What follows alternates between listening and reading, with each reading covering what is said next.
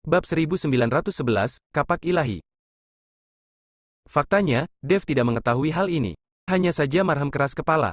Yang lain bahkan tidak membuka mulut untuk memperjuangkan 10.000 tahun Polygonum Multiflorum. Dialah satu-satunya yang terus berteriak. Tuan Muda Marham, Polygonum Multiflorum berusia 10.000 tahun ini bukanlah barang tanpa pemilik. Ia berada di wilayah kota Nanhu, dan milik keluarga Louis saya.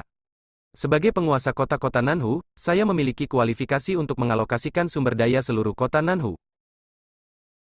Saat ini, Tommy berdiri dan berkata kepada Marham. Marham memandang Tommy, lalu mendengus dingin dan berkata, "Tommy, apakah kamu sakit jiwa? Beraninya kamu, keluarga kecil Louis, mengatakan hal seperti itu? Bagaimana jika Polygonum Multiflorum yang berumur 10.000 tahun adalah milik keluarga Louis Anda? Saya beritahu Anda sekarang, saya ingin Polygonum Multiflorum yang berumur 10.000 tahun. Apa yang dapat Anda lakukan? Jika kamu tidak ingin keluarga Louis hancur, jangan terlibat dalam air berlumpur ini."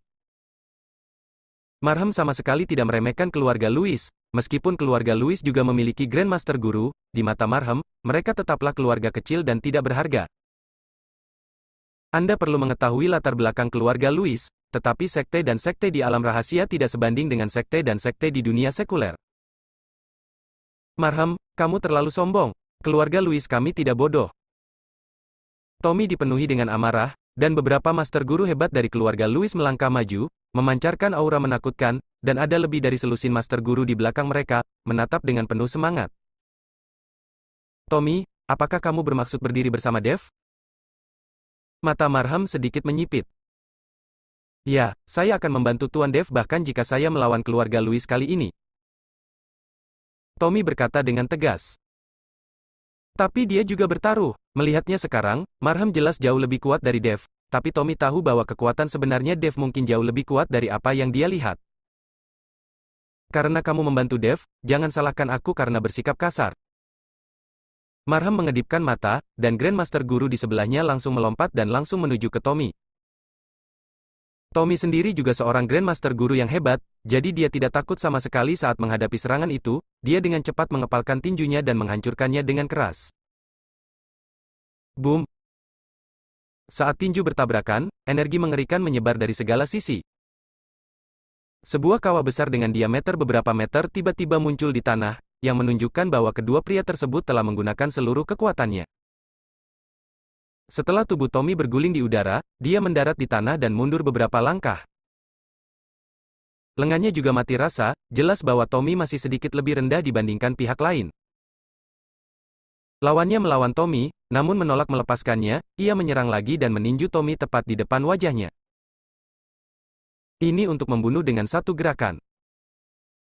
Melihat ini, Tommy mengulurkan tangan dan menggerakkan pinggangnya, dan kapak ilahi muncul di tangannya. Kapak ilahi bersinar dengan cahaya dingin, dan aura santo bela diri mulai menyebar. Senjata bela diri suci. Melihat kapak ilahi di tangan Tommy, semua orang tidak bisa menahan nafas. Ketika tuan keluarga Louis yang menyerang melihat senjata seni bela diri di tangan Tommy, dia berhenti dengan cepat, dengan sedikit ketakutan di matanya. Pergi ke neraka. Tommy berteriak dengan marah dan menebas ke atas dengan kapak ilahi di tangannya. Seberkas cahaya membumbung ke langit, dan sesaat ada angin kencang, kekuatan mengerikan langsung menuju ke arah tuan dari keluarga Louis. Tuan keluarga Louis terkejut dan mundur dengan cepat, tetapi sudah terlambat, tubuhnya langsung menembus cahaya. Semua orang melihat tubuh tuan keluarga Louis di udara ditembus oleh cahaya, diikuti oleh gelombang dahsyat. Boom! Tubuh tuan keluarga Louis langsung hancur menjadi bubuk, dan kabut berdarah jatuh dari langit. Saat Marham melihat ini, ekspresinya berubah jelek. Dia tidak pernah menyangka bahwa keluarga kecil Louis akan memiliki senjata seni bela diri. Anda harus tahu bahwa sekte besar dan keluarga bangsawan di Kyoto mungkin tidak memiliki senjata bela diri. Mungkinkah keluarga Louis juga merupakan keluarga rahasia, juru bicara keluarga dari dunia rahasia? Marham mengerutkan kening. Bab 1912, menonton pertunjukan. Marham, jangan meremehkan orang lain. Aku, keluarga Louis, bukan milikmu untuk dicubit sesuka hati. Tommy memegang kapak ilahi di tangannya, dan kepercayaan dirinya langsung meningkat. Tommy, kamu mencari kematian. Mata Marham sedikit menyipit, lalu ia mengeluarkan kipas lipat dari lengan bajunya, lalu ia membuka kipas lipat tersebut, dan cahaya keemasan menyala. Kipas lipat ini sebenarnya terbuat dari emas. Apalagi aura yang terpancar dari kipas lipat tersebut semakin besar dan menakutkan. Kipas lipat ini juga merupakan senjata bela diri. Ketika Tommy melihat ini, ekspresinya berubah dan dia langsung tercengang. Orang tua di samping Marham juga memancarkan aura yang sangat kuat. Puncak The Grandmaster Puncak, sosok yang paling dekat dengan Martial Saint. Terlebih lagi, orang-orang yang dibawa oleh Marham jelas jauh lebih kuat daripada Grandmaster Puncak dari keluarga Louis. Sebagian besar Grandmaster Puncak Agung dari keluarga Louis hanyalah Grandmaster Puncak Agung kelas 1 dan 2, dan yang tertinggi adalah Tommy, Grandmaster Puncak Agung kelas 4.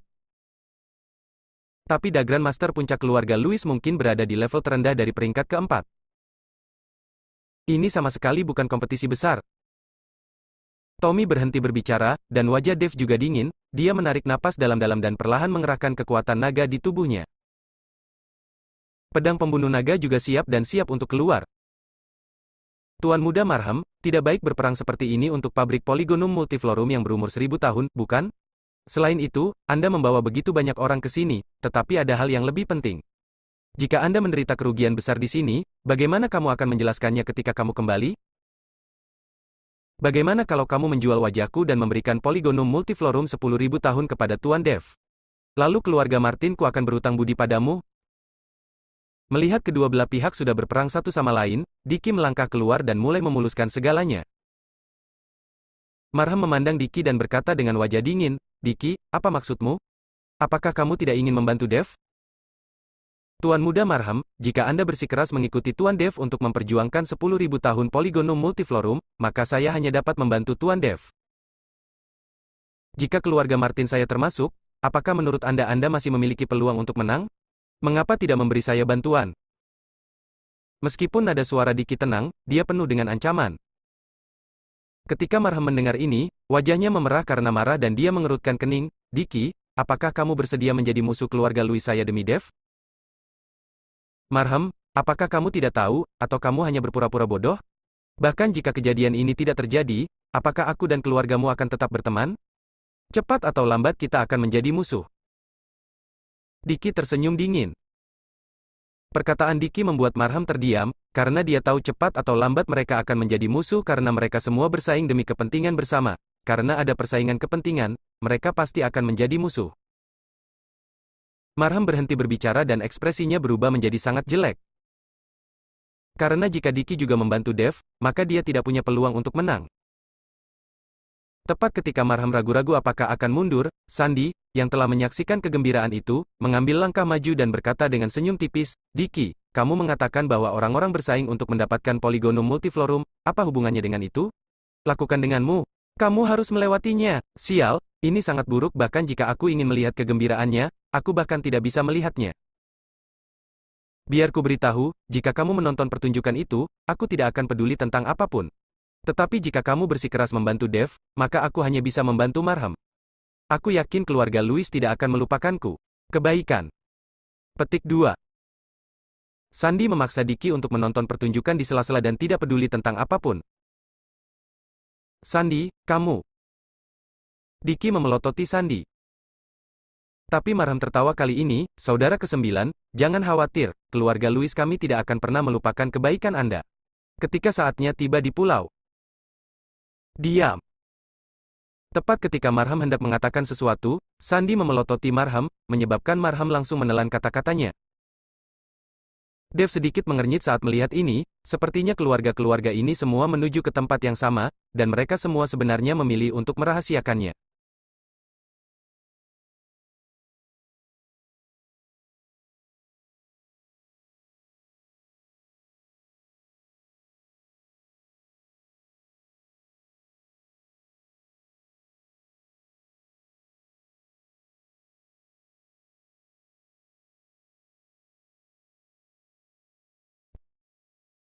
Tapi tepat setelah Marham mendekati Polygonum Multiflorum 10.000 tahun, petir yang sama menyambar.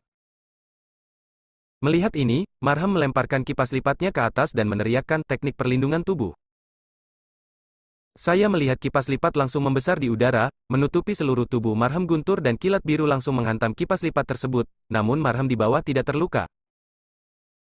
Marham sangat gembira dan mengulurkan tangan untuk mengambil Polygonum Multiflorum berusia 10.000 tahun. Ketika Dev melihat ini, dia melompat, dan pedang pembunuh naga di tangannya langsung menebas energi pedang yang tajam. Energi pedang itu seperti naga, dan jurang yang dalam muncul di tanah, langsung menuju ke Marham.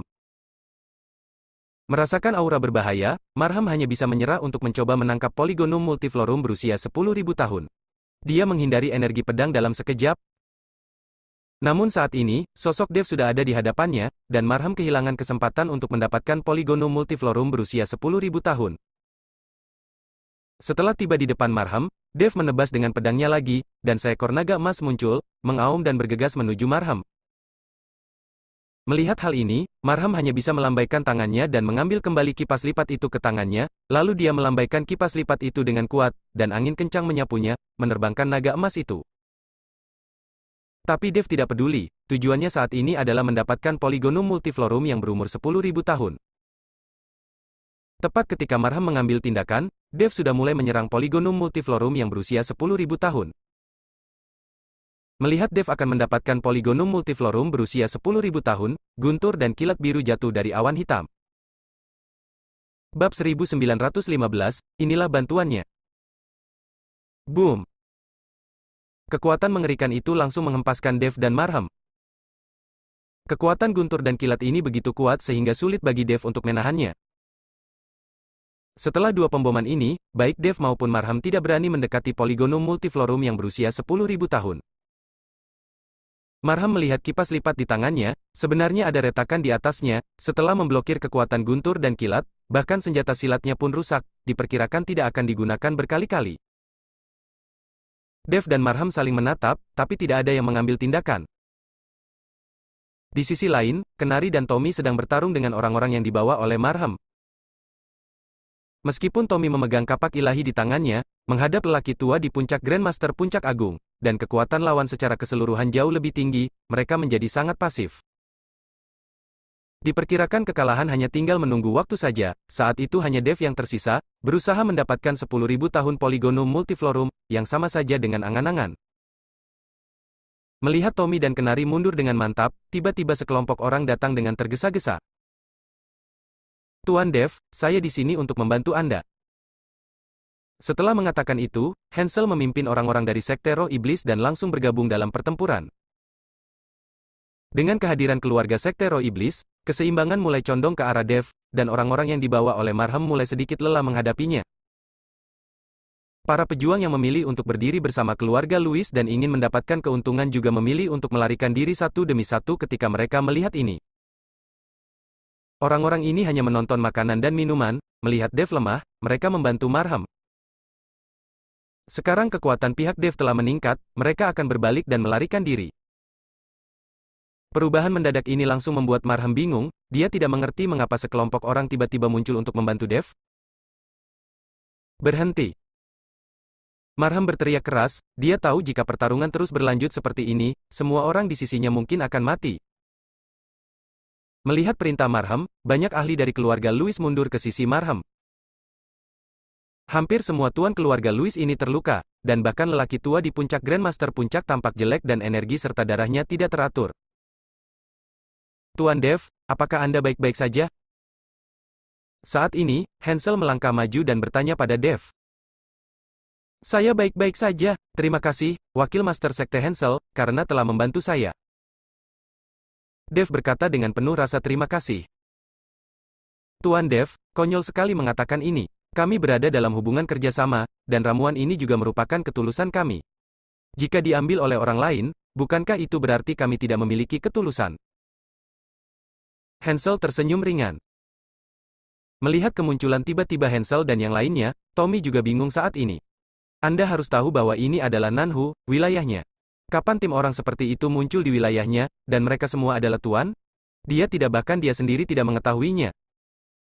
Sandy dan Dicky juga bingung, mereka memandang Hansel dan yang lainnya dengan hati-hati, karena kemungkinan besar kelompok orang ini akan menjadi musuh mereka. Saat ini, mereka masih belum mengetahui berapa banyak sekte dan keluarga bangsawan yang mengetahui rahasia Pulau Penglai, dan berapa banyak sekte dan keluarga bangsawan yang menjadi juru bicara dunia rahasia yang belum terungkap.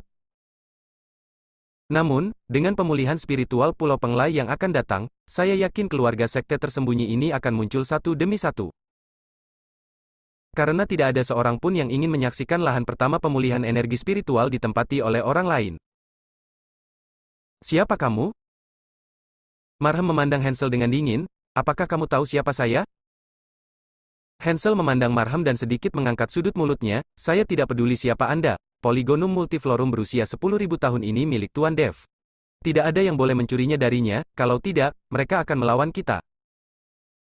Mengenai siapa kami, kamu tidak pantas mengetahuinya. Yang terbaik adalah membawa orang-orangmu dan keluar sekarang, jika tidak, tidak ada dari mereka yang akan pergi. Kesombongan Hansel langsung membuat Marhem sangat marah. Bab 1916, Kekuatan Guntur dan Petir. Meskipun Marhem marah, dia tidak mengambil tindakan karena dia tahu jika dia melakukannya saat ini, dia pasti akan kalah. Oke, aku akan mengingatmu. Keluarga Louis kita harus membalaskan dendam kita, dan tidak ada di antara kalian yang akan berakhir dengan baik hari ini. Setelah Marhem selesai berbicara, dia melambaikan tangannya dan berkata, ayo pergi.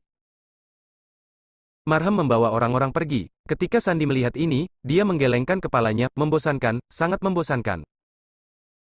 Sandi juga pergi bersama rakyatnya, dan sekarang hanya Diki yang tersisa bersama rakyatnya. Dev melihat ke arah Polygonum multiflorum yang semakin pucat dan tahu bahwa dia tidak dapat menunda lebih lama lagi, jadi dia bergegas menuju Polygonum multiflorum. Gemuruh. Sambaran petir menyambar, dan tubuh Dev langsung tersambar, menjatuhkan Dev ke tanah. Dev mengertakkan gigi, tiba-tiba melompat, dan bergegas menuju Polygonum multiflorum yang berusia 10.000 tahun lagi.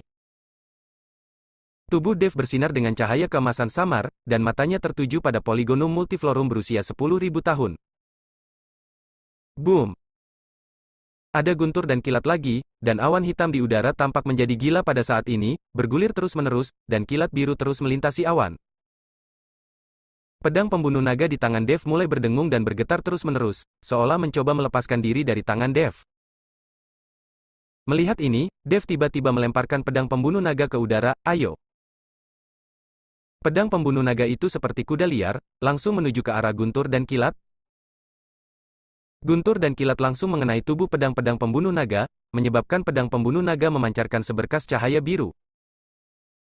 Meskipun disambar petir, pedang pembunuh naga tetap tidak berkurang dan langsung menuju ke awan hitam. Aku melihat pedang pembunuh naga bertarung di dalam awan hitam, mengikuti sambaran petir biru. Ketika Dev melihat ini, dia terkejut, dia sangat takut pedang pembunuh naga tidak akan mampu menahan kekuatan guntur dan kilat dan akan rusak lagi. Kalian pasti tahu kalau di dalam hati Dev, pedang pembunuh naga bukan sekedar senjata, tapi lebih seperti seorang teman. Dev, apa yang masih kamu ragukan? Cepat dan singkirkan Polygonum multiflorum yang berumur 10.000 tahun. Saat Kenari melihat Dev menatap ke langit, dia langsung berteriak cemas. Baru kemudian Dev bereaksi, buru-buru melangkah maju, dan meraih Polygonum multiflorum berusia 10.000 tahun. Dengan dorongan lembut, Polygonum multiflorum berumur 10.000 tahun bangkit dari tanah. Merasakan aura kuat dalam Polygonum multiflorum 10.000 tahun, Dev sangat bersemangat. Saat Polygonum multiflorum 10.000 tahun diambil ke tangan Dev, awan hitam di langit mulai menghilang dengan cepat, dan guntur serta kilat biru juga menghilang. Pedang pembunuh naga jatuh dari langit dan langsung ditangkap oleh Dev. Ketika Dev baru saja mendapatkan pedang pembunuh naga, dia benar-benar merasakan kekuatan guntur dan kilat menyebar ke seluruh tubuhnya dari telapak tangannya. Dev tampak terkejut dan mau tidak mau melihat ke arah pedang pembunuh naga, dia melihat garis-garis guntur biru dan kilat menyambar di pedang. Ini. Dev terkejut, dia takut pedang pembunuh naga miliknya akan dirusak oleh kekuatan guntur dan kilat. Kekuatan naga ilahi memasuki pedang pembunuh naga, dan kemudian kesadaran Dev mulai berkomunikasi dengan pedang pembunuh naga. Pedang pembunuh naga juga merasakan komunikasi Dev, dan pedang itu terus berdengung, sepertinya merespons Dev. Potong. Dev mengambil pedang pembunuh naga dan tiba-tiba mengayunkannya ke kejauhan. Dia ingin tahu apakah kekuatan pedang pembunuh naga masih sama seperti sebelumnya. Gemuruh. Dev menebas dengan pedangnya, dan tiba-tiba langit dan bumi berubah, dan angin menderu kencang. Sambaran petir biru langsung keluar dari pedang pembunuh naga. Puncak bukit tak jauh dari situ langsung rata dengan kekuatan guntur dan kilat. Bebatuan beterbangan kemana-mana dan pepohonan berubah menjadi abu, rasanya seperti akhir dunia. Dev memandang pedang pembunuh naga di tangannya dengan tidak percaya. Dia tidak menyangka bahwa pedang pembunuh naga ini benar-benar memiliki kekuatan guntur dan kilat. Ketika orang lain melihat pemandangan ini, mata mereka hampir jatuh karena terkejut. Bab 1917, pergi secepat mungkin. Tommy sedang memegang kapak ilahi di tangannya pada saat ini, dia merasa bahwa senjata suci di tangannya tidak ada apa-apanya dibandingkan dengan pedang pembunuh naga milik Dev.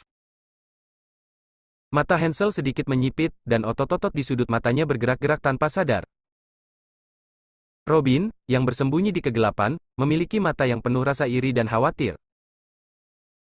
Sekarang Dev semakin kuat, dan dengan bonus senjata yang begitu menakutkan, akan sangat sulit bagi Robin untuk mengalahkan Dev. Apakah kamu takut? Apakah kamu takut? Merasakan perubahan di hati Robin, jiwa di tubuh Robin berbicara. Aku tidak. Robin buru-buru mulai menyesuaikan mentalitasnya. Kamu tidak bisa berbohong padaku, tapi kamu tidak perlu khawatir. Semakin tinggi kekuatan Dev, semakin baik bagi kita. Ketika tubuhnya cukup kuat, Yang Maha Kuasa dapat menggunakan tubuhnya untuk kembali ke dunia surga dan manusia, dan bahkan mungkin melihat Raja Iblis. Jiwa berkata dengan penuh semangat. Robin ingin bertanya apa itu dunia surga dan umat manusia, tetapi dia menduga pihak lain tidak akan bisa memberitahunya, dan bahkan jika dia memberitahunya, dia tidak akan mengerti, jadi dia tidak bertanya. Dev, kita telah mendapatkan Polygonum Multiflorum 1000 tahun, ayo pergi secepatnya. Kenari mengingatkan Dev. Lagi pula, jika Anda memegang benda langka ini di tangan Anda, tidak dapat dihindari bahwa seseorang akan iri dan mengambil risiko pada akhirnya. Dalam menghadapi kepentingan yang sangat besar, tidak ada kerjasama atau persahabatan yang dapat diandalkan. Dev mengangguk, lalu mengikuti Tommy dan Hansel untuk mengucapkan terima kasih, dan bersiap untuk kembali ke Hotel Diki dan yang lainnya mengikuti Dev. Dengan 10.000 tahun Polygonum Multiflorum di tangannya, Dev tidak berani pergi ke keluarga Louis, apalagi Sekte Roh Iblis, namun, Dev tetap mempercayai Diki. Bagaimanapun, Tuan Tandri dari Menara Surgawi secara pribadi memerintahkan keluarga Martin untuk membantunya, dan dia yakin bahwa keluarga Martin tidak akan berani untuk tidak mematuhi perintah tersebut. Dev mengambil Polygonum Multiflorum yang berumur 10.000 tahun dan berencana untuk menyempurnakan Polygonum Multiflorum yang berumur 10.000 tahun menjadi ramuan di hotel, sehingga dia tidak perlu khawatir tentang siapapun yang memikirkan tentang Polygonum Multiflorum yang berumur 10.000 tahun dan mencobanya. Untuk merampoknya, untuk memurnikan ramuan seperti 1000 tahun Polygonum Multiflorum, kuali obat biasa pasti tidak akan berfungsi. Dev memikirkan kuali Sennong yang ditempatkan di lembah dewa pengobatan. Jadi Dev memberitahu Alfred dalam semalam dan memintanya untuk membawa seseorang untuk segera mengirimkan kuali Sennong. Tuan Dev, apakah Anda juga lelah? Biarkan saya membuatkan Anda secangkir teh. Kembali ke hotel, Luna berkata kepada Dev. Luna, terima kasih banyak untuk hari ini. Anda harus segera tidur dan biarkan pelayan membuat teh. Dev berkata dengan sopan. Tidak apa-apa, aku datang saja. Luna tersenyum tipis, lalu keluar kamar. Di ruang teh, Luna mengeluarkan cairan penghilang kekuatan yang diberikan oleh Hansel dan melihat Teko di depannya. Luna ragu-ragu. Selama ini, Luna memiliki kesan yang baik terhadap Dev, jadi ketika Hansel memintanya melakukan ini, Luna sangat menentang. Tapi sebagai anggota Sekte Roh Iblis, dia harus mematuhi perintah. Akhirnya, Luna mengertakkan gigi dan menuangkan cairan penghilang kekuatan ke dalam Teko. Setelah mengocoknya dengan lembut beberapa kali, dia membawa Teko tersebut ke dalam kamar. Luna meletakkan Teko dan menuangkan secangkir teh untuk Dev dan Kenari sendiri. Hanya saja wajah Luna terlihat sedikit buruk dan dia tidak berani menatap Dev. Kenari menatap Luna dengan heran, karena biasanya, Luna tidak bisa menuangkan teh untuknya. Hari ini sedikit mengejutkan bagi Kenari. Tetapi saat ini, simpul batin Kenari telah terlepas, dan dia tidak bermaksud menggunakan wanita untuk membuat dirinya mati rasa. Luna, apakah Anda terlalu lelah? Saya melihat Anda tidak terlihat baik. Dev bertanya ketika dia melihat ekspresi Luna salah. Oh, Tidak apa-apa, mungkin tidak apa-apa kalau kamu istirahat. Luna memaksakan senyum dan berkata, "Oh, kalau begitu kamu harus segera pergi dan istirahat. Jangan khawatir tentang hal itu di sini." Dev mendesak Luna untuk beristirahat. "Tuan Dev, sebaiknya saya menunggu sampai Anda selesai minum teh dan membersihkan diri sebelum Anda beristirahat." Luna harus melihat Dev dan yang lainnya meminum teh dengan matanya sendiri. Bab 1918, hargai itu. Ketika Dev melihat ini, dia tidak mengatakan apa-apa lagi, tetapi berkata kepada Kenari, "Tuan Kenari, ini adalah kebaikan Nona Luna, kami berhasil." Kenari juga mengangkat cangkir tehnya, dan mereka berdua meminum tehnya tanpa ragu-ragu. "Tunggu sebentar." Melihat ini, Luna buru-buru memanggil Dev dan Kenari. Saat ini, Luna masih bergumul di dalam hatinya, dia tidak tahu bagaimana nasib Dev dan Kenari setelah secangkir teh ini. Terlebih lagi, saya tidak tahu apakah Hansel akan membunuh kedua orang ini. "Nona Luna, ada apa?" Dev bertanya dengan ragu. "Tuan Dev, saya khawatir teh yang baru saja saya tuangkan terlalu panas dan akan membuat Anda terbakar." Luna membuat alasan untuk menjelaskan. Dev tersenyum tipis, "Tidak apa-apa." Karena itu, Dev meminum tehnya dalam sekali teguk, dan Kenari juga langsung meminumnya. Melihat Dev dan Kenari meminum semua tehnya, Luna merasakan perasaan yang tak terlukiskan di hatinya. "Kalian boleh ngobrol, aku akan istirahat." Kenari berdiri dan kemudian keluar ruangan. Selama periode ini, Kenari bahkan tidak melihat ke arah Luna. Hal ini membuat Luna sangat aneh, dan dia tidak bisa menahan diri untuk tidak bertanya, "Tuan Dev, apakah ada yang salah dengan Tuan Kenari?" Rasanya dia telah berubah menjadi orang yang berbeda. Dev tahu apa yang dimaksud Luna dan tersenyum tipis, Tuan Kenari memang telah berubah. Kemudian Dev menceritakan kepada Luna apa yang terjadi pada Kenari. Setelah mendengar ini, Luna tidak bisa menahan diri untuk tidak terlihat terkejut. "Tuan Kenari masih merupakan orang yang tergila-gila, saya benar-benar tidak menyangka dia. Saya selalu mengira dia adalah orang yang sangat mesum, tetapi saya tidak ingin mengalami pengalaman seperti ini. Ini juga menyedihkan." Luna sebenarnya merasa sedikit kasihan pada Kenari saat ini. Bagaimanapun, orang yang paling ia cintai melarikan diri bersama seseorang di malam pernikahan, dan kini telah meninggal. Namun meski begitu, Kenari tidak melupakan wanita itu, yang menunjukkan bahwa Kenari juga merupakan orang yang berdedikasi. Setiap orang mungkin memiliki rahasianya sendiri di dalam hatinya, tetapi orang luar tidak mengetahuinya. Dev tersenyum ringan, dia menikmati kejayaan yang luar biasa saat ini, tapi siapa sangka lebih dari setahun yang lalu, pengalamannya akan lebih buruk dari pengalaman Kenari. Masuk penjara demi pacarnya, hanya untuk ditinggalkan olehnya pada akhirnya, bukankah hal berdarah seperti ini juga terjadi padanya? Hanya saja tidak ada yang mengetahui bagian sejarahnya ini kecuali Dev membicarakannya. "Tuan Dev, ketika Anda pergi tidur, ingatlah untuk mengunci pintu dan jendela. Saya akan istirahat." Luna mengingatkan Dev, lalu berkemas dan pergi. Melihat Luna pergi, Dev menghela nafas pelan dan berkata, "Dia gadis yang baik. Saya harap kamu dapat menghargai kesempatan yang saya berikan kepada kamu." Setelah Dev selesai berbicara, Kenari memasuki kamar Dev dalam sekejap. "Dev, bagaimana kamu tahu bahwa Luna akan meracuni kita?" Setelah memasuki pintu, Kenari bertanya dengan wajah bingung. Dev tersenyum tipis. "Setelah dia kembali dari sekte roh iblis, saya mencium bau aneh dari tubuhnya. Itu adalah sesuatu yang belum pernah dia rasakan sebelumnya, jadi saya sedikit curiga. Selain itu, Hansel dan orang-orangnya dapat muncul pada saat kritis ketika kami mengambil Polygonum Multiflorum 10.000 tahun hari ini, yang membuktikan bahwa Hansel telah mengamati kami sejak lama, jika tidak maka tidak akan seperti itu. Kebetulan. Teh yang baru saja dibawakan jelas memiliki bau yang sama dengan yang aku cium pada Luna, dan ekspresi Luna hari ini sangat tidak wajar. Apa kamu tidak menyadarinya?" Kenari menggelengkan kepalanya, "Saya tidak menyadarinya. Saya juga tidak mencium bau aneh di teh." "Tentu saja kamu tidak akan bisa menciumnya, kalau tidak kamu akan menjadi apoteker. Namun, mereka sudah memperhitungkan semuanya, tapi mereka tidak tahu kalau aku sudah kebal terhadap semua racun. Sumber daya untuk budidayaku." Teknik kondensasi jantung Dev adalah teknik yang benar-benar unggul yang dapat menyempurnakan segalanya. Tidak peduli racun apapun, jika masuk ke tubuh Dev, ia akan dimurnikan dengan teknik kondensasi jantung. Bab 1919, apakah kamu mengkhawatirkan dia? Kamu kebal terhadap semua racun, tapi apa yang harus aku lakukan? Tapi sepertinya aku tidak merasakan sesuatu yang aneh. Mungkinkah kamu salah?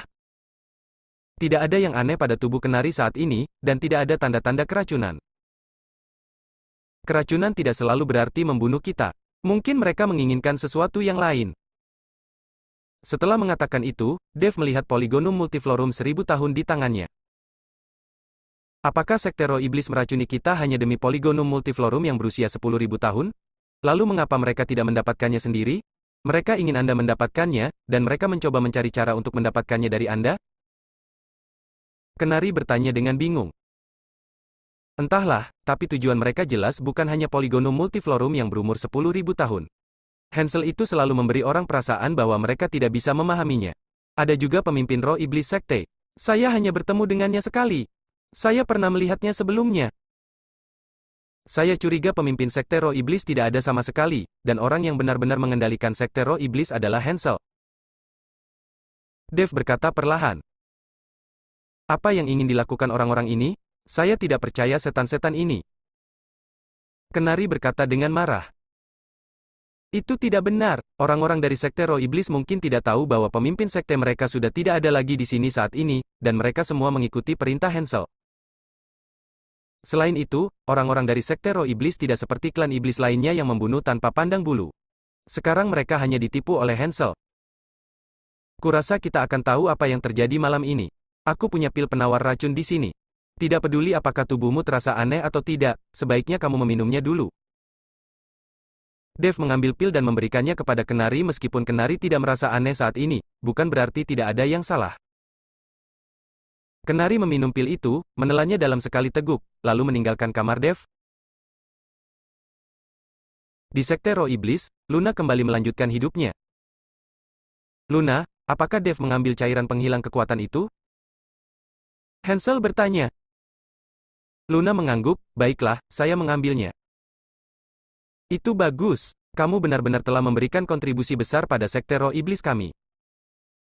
Hansel berkata, berdiri dan berjalan ke arah Luna, dengan lembut menyentuh wajah Luna dengan satu tangan. Lalu mereka menciumnya dalam-dalam. Hati Luna sangat rumit saat ini, jika Hansel seperti ini, Luna akan sangat bersemangat hingga dia tidak tahan lagi.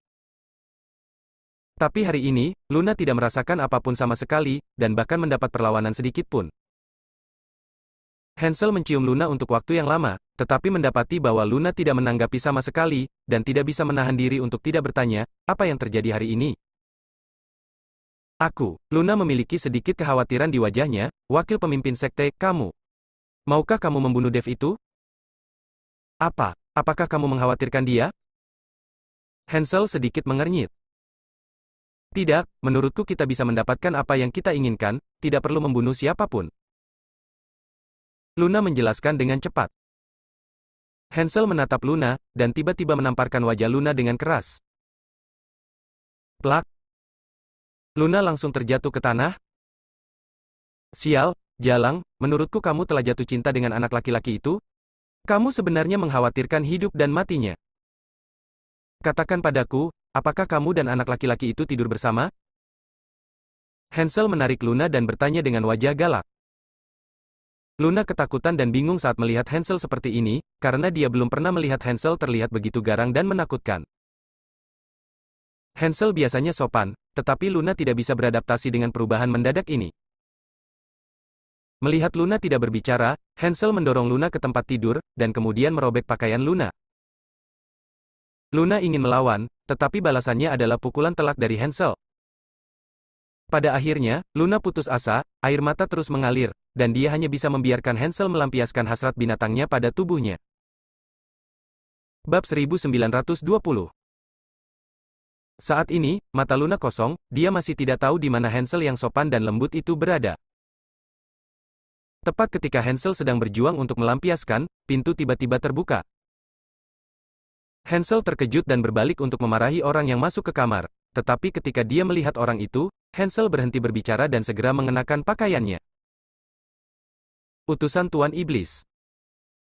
Hansel berteriak dengan hormat. Orang yang datang tidak lain adalah Robin. Robin berpakaian hitam saat ini, dan matanya melirik ke tubuh Luna. Luna buru-buru menutupi tubuhnya dengan selimut.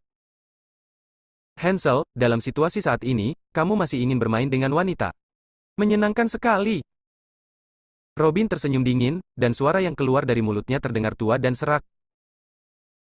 Mendengar suara ini, Luna yang sedang berbaring di tempat tidur sedikit mengernyit, dia dapat menyimpulkan bahwa pasti ada jiwa yang hidup di tubuh orang di depannya. Anda harus tahu bahwa Sekte Roh Iblis sama sekali tidak diperbolehkan melakukan ini, dan hanya Sekte Hati Iblis yang dapat melakukan ini. Luna menatap Robin, wajah aneh seperti itu tiba-tiba muncul di Sekte Roh Iblis, yang langsung membuat Luna merasakan firasat buruk di hatinya. Tuan utusan iblis, aku. Hansel ingin menjelaskan, tapi dia tidak tahu bagaimana menjelaskannya. Baiklah, aku tidak ingin mendengar penjelasanmu. Bagaimana penjelasanmu? Robin bertanya. Kemudian Dev telah mengambil cairan penghilang kekuatan, dan dia mungkin adalah orang biasa sekarang. Jawab Hansel. Itu bagus. Sekarang Dev sudah ditangani, mari kita tangani semua orang yang pergi ke Pulau Penglai. Setelah hari ini, Anda, wakil ketua sekte, akan menjadi pejabat. Robin menepuk bahu Hansel dan berkata, terima kasih, utusan Raja Iblis, atas kultivasimu. Aku akan segera pergi. Hansel mengangguk, lalu kembali menatap Luna, lalu berbalik dan meninggalkan ruangan. Saat ini, hanya Luna yang mengikuti Robin di dalam ruangan. Mata Robin sedikit terfokus, melihat bahu dan kulit putih Luna, matanya penuh hasrat. Lakukan apa yang perlu kamu lakukan. Apakah wanita masih takut tidak bisa melakukannya di masa depan? Jiwa di tubuh Robin berkata dengan tenang. Ketika Robin mendengar ini, dia segera mundur. Meskipun Luna tidak tahu siapa Robin saat ini, dia tahu bahwa Dev dalam bahaya, dan mungkin seluruh Sekte Roh Iblis dalam bahaya. Setelah buru-buru berpakaian, Luna ingin segera keluar kamar, tetapi menemukan bahwa pintunya terkunci dan lingkaran sihir dipasang untuk mencegah Luna melarikan diri. Di aula utama Sekte Roh Iblis, banyak pejabat senior dari Sekte Roh Iblis dipanggil. Mengapa wakil ketua sekte memanggil kita selarut ini? Aku juga tidak tahu, aku sudah tertidur. Saya keluar untuk berkelahi hari ini. Seluruh tubuh saya sakit dan saya ingin istirahat. Sekte Roh Iblis kami tidak pernah mengalami konflik besar dengan siapapun selama bertahun-tahun. Banyak pejabat senior yang membicarakannya, tetapi pengurus Adi sedikit mengernyit dan tidak berkata apa-apa. Pengurus Adi, kamu tidak pergi hari ini. Wakil ketua sekte memimpin kita untuk bertengkar hebat dan mengalahkan pihak lain. Seseorang berkata kepada pengurus Adi. Pengurus Adi mengangguk dan tidak berkata apa-apa, wajahnya masih penuh kekhawatiran. Sepertinya pengurus Adi mengetahui sesuatu. Segera, Hansel tiba, dan semua orang diam dan duduk. Semuanya, saya telah memanggil kalian semua pada larut malam untuk mengumumkan sesuatu. Seperti yang kalian semua tahu, kita sekarang menghadapi kebangkitan energi spiritual dan perselisihan baru. Ketika saatnya tiba, apa yang disebut sekte baik itu pasti akan membunuh semua iblis kita. Jadi saya memutuskan untuk bergabung dengan sekte hati iblis sebelum energi spiritual dihidupkan kembali. Kita memiliki darah yang sama, jadi mengapa repot-repot membunuh satu sama lain?